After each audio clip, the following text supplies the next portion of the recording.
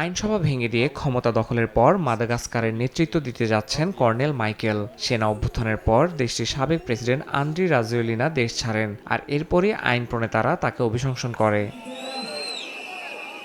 Colonel Michael ছিলেন বিশেষ ক্যাপসেট বাহিনীর কমান্ডার। এই বাহিনী 2009 সালের অভ্যুত্থানে রাজোয়েলিনাকে ক্ষমতায় আনতে মুখ্য ভূমিকা পালন করেছিল, কিন্তু গত সপ্তাহে রাজোয়েলিনার সঙ্গে সম্পর্ক ছিন্ন করে তিনি সৈন্যদের নির্দেশ দেন যেন তারা বিক্ষোভকারীদের উপর গুলি না চালায়। অভ্যুত্থানের জেরে স্থানীয় সময় বুধবার আফ্রিকান ইউনিয়ন মাদাগাস্কারকে সংগঠন থেকে বহিষ্কার করেছে। তারা দ্রুত বেসামরিক প্রশাসন পুনঃপ্রতিষ্ঠা ও নির্বাচনের আহ্বান জানিয়েছে। এই সিদ্ধান্তে দেশটি এখন আঞ্চলিকভাবে রাজনৈতিক বিচ্ছিন্নতার মুখে পড়েছে। জাতিসংঘ মহাসচিব আন্তোনিও গুতেরেস অভ্যুত্থানকে অসাংবিধানিক আখ্যা দিয়ে সাংবিধানিক শাসন ও আইনের শাসনে ফেরার আহ্বান জানিয়েছেন। তিনি তরুণ প্রজন্ম সহ সবাইকে অস্থিতিশীলতার মূল কারণ দূরীকরণে একযোগে কাজ করার তাগিদ দেন।